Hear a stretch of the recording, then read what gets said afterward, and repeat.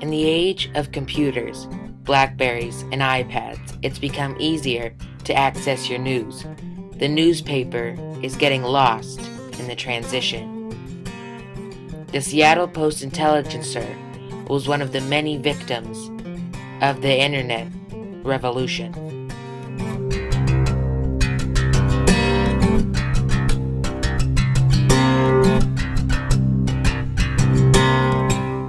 Seattle was one of the lucky cities to be home to 2 newspapers for a long time, but that had to change.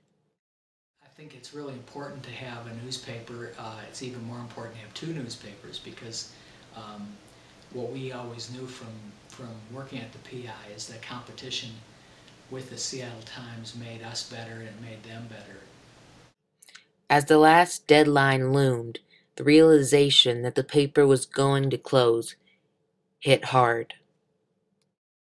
It was pretty grim. We had known for a long time that we were going to probably be closed.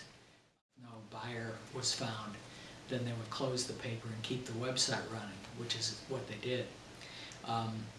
But in newspaper work, you're always focused on the more immediate deadline, which in daily journalism is the next day's paper. So we tended to sort of put off really dwelling on the fact that we were probably going to lose our jobs until the very end. And then we only got about 24 hours notice when the end was actually going to come. And then it hit pretty hard. I think we were all, you saw a lot of people teary-eyed and hugging each other, and it was kind of like a death.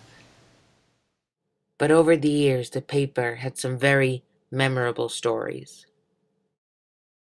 The Twin Towers were attacked, 9/11. That was, the PI put out a special edition that morning.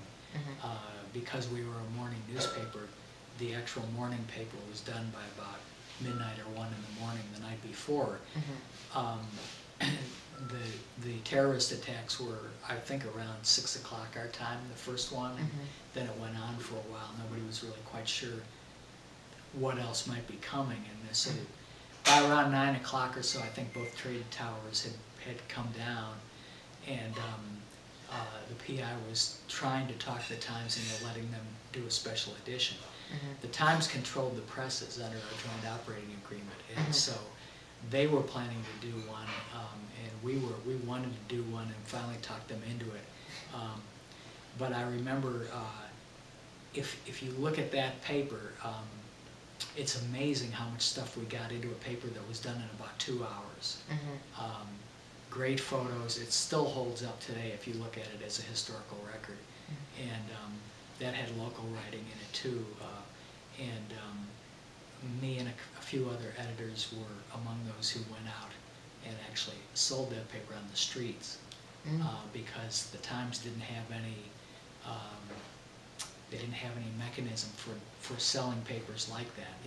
You could put them in newspaper boxes and stuff, but we actually were hawking them on the streets, and that was, I'll always remember that.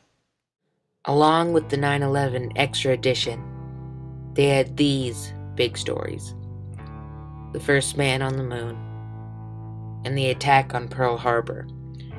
But on March 17th, they would complete perhaps their biggest story of all: the last paper. The Seattle PI has been closed for 2 years, but no one has forgotten about it.